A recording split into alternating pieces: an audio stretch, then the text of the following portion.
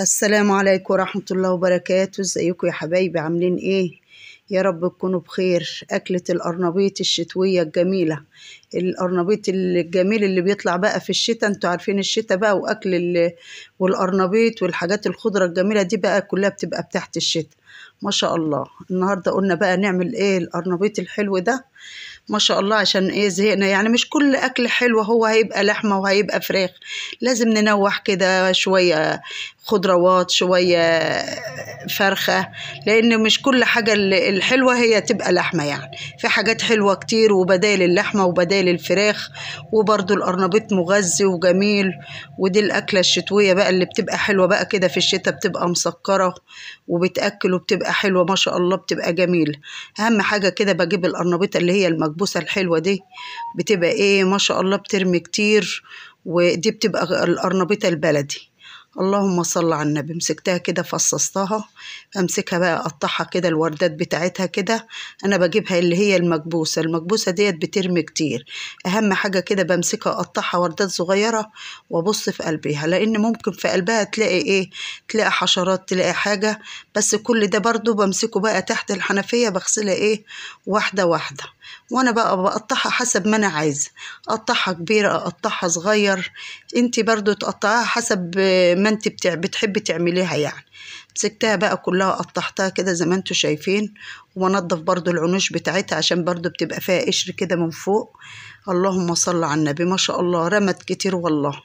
والله العظيم ما في احلى من الاكله الشتويه، القرنبيط والسبانخ والحاجه الحلوه دي. خضروات الشتاء كلها بتبقى جميل. ما شاء الله. الميه غليت وحطيت لها بقى من نص معلقه كمون على شويه ملح، وحطيتهم بقى ايه يسلقوا. انا ما بخليهاش ايه تسلق قوي يعني، يا دوبت الميه تقلب بيها. عشان ايه؟ بنحب فيها قرشه كده. ليه؟ لانك انت لما بتحمريها بتكمل تسويتها في التحمير.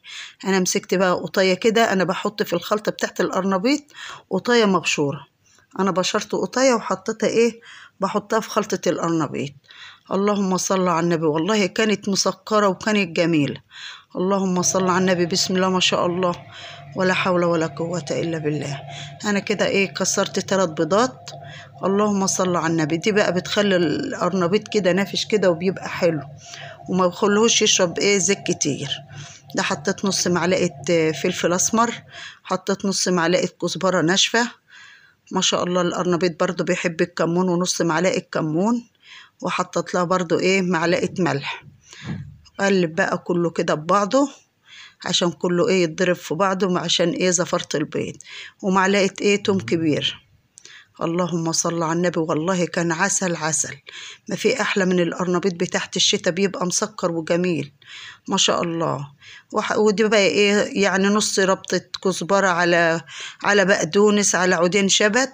هقطعهم بقى رفيع كده في الخلطة بتاعت القرنبيط. اللهم صل على النبي. بسم الله ما شاء الله. تغيير اكل. احنا زهقنا كل يوم هنعمل ايه، والحيرة بتاعك كل يوم.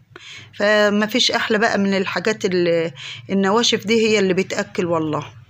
بسم الله ما شاء الله. وبعدين انا بحط الدقيق حسب الكمية اللي بتبقى عندك. يعني انا ممكن اعملها كلها وممكن اشيل نصها واعمل نصها.